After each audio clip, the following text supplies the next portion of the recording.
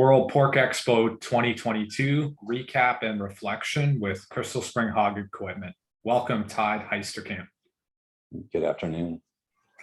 It was great getting back to Des Moines this year. I could feel the energy day one of the show. Nice hot day, lots of exhibitors. The traffic picked up through the day. Now, Crystal Spring Hog Equipment, we have a good relationship with you guys. You guys go way back to a colony in Canada. And I feel like this is kind of the opportunity to talk about what makes Crystal Spring unique and the benefit to producers. Probably you talked about that a lot at the show. Yeah, sure. Absolutely. Well, again, probably the uniqueness started, that 40 years ago when the Crystal Spring colony was looking for a better way to feed pigs. And out of that came really a rudimentary or a barbaric edition of our current feeder now. But the idea of the pigs mixing dry feed and water together to help feed intake and consequently gain. And over those 40 years, there's been significant developments, just incremental actually, of improvements in the feeder itself to the product that we have today.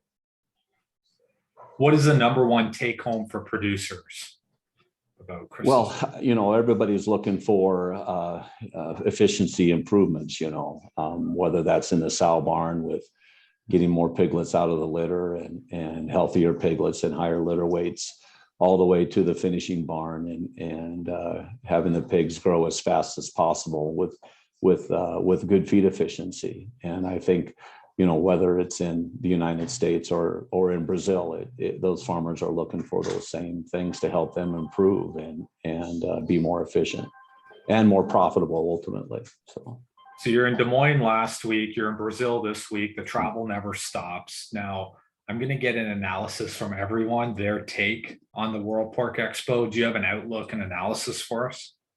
Yeah, I think as you said earlier, the energy was good. That were there from everybody, from the vendors to the members of the MPPC and as well as the producers. They're all very positive. Good opportunity to be back together. This industry is very relational. They like to take advantage of technologies, the internet, webinars and things like that, but nothing really replaces that face-to-face connection.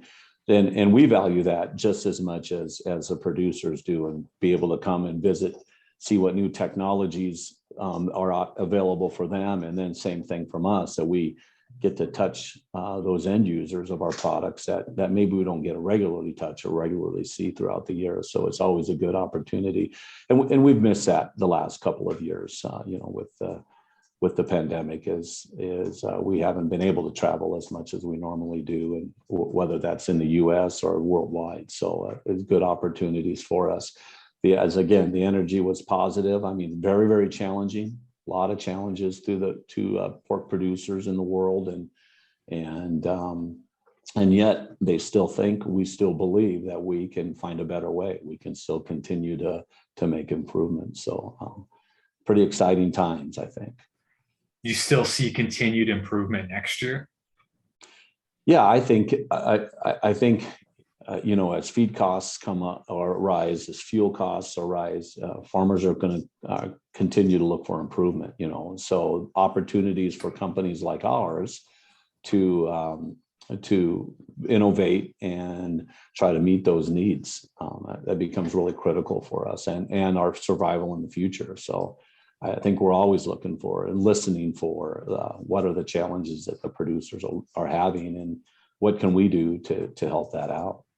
What were you promoting at the show, or what was the main topic of conversation? Yeah, I think there's two things. The first is labor challenges. So whether it's in Iowa or in Argentina, labor challenges and barn labor is the number one, or one of the largest challenges, and particularly in North America, it is the largest challenge, is getting people to work in the barns. And so, we really have tried in the last, 6 or 7 years to really focus on developing products or making improvements to our products that reduce labor, reduce the amount of time the producer has to interact with the equipment, whether that's in the feeder with our adaptive flow nipples or our easy adjust. We want them not to have to touch that. That way they can spend more time on really what's they're there to do, and that's animal husbandry. So focusing on the animals and less on the equipment. And so we're trying to make improvements to that just allow that.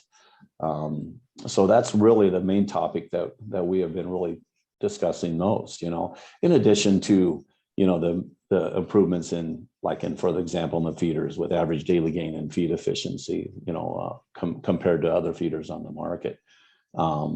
So those are, again, that's probably the biggest thing, and minimizing maintenance, just that general topics in labor as it relates to labor.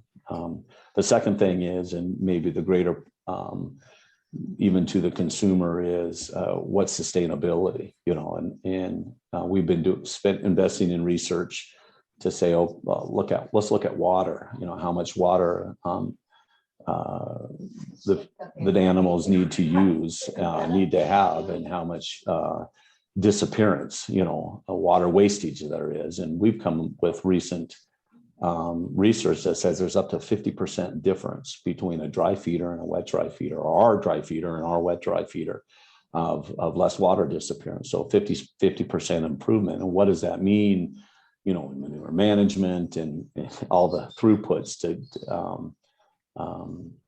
just from a sustainability, let alone the fact that we've manufactured feeders that have been in a barn for 30 years and they still work. So it's not a throwaway piece of equipment. So what can we expect next? What's an innovation?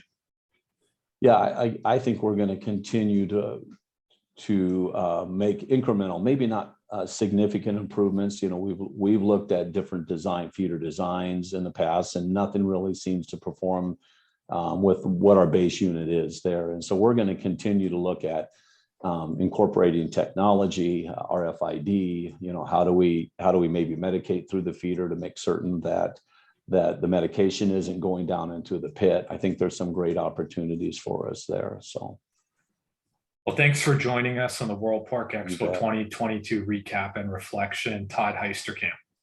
Yeah, thank you very much.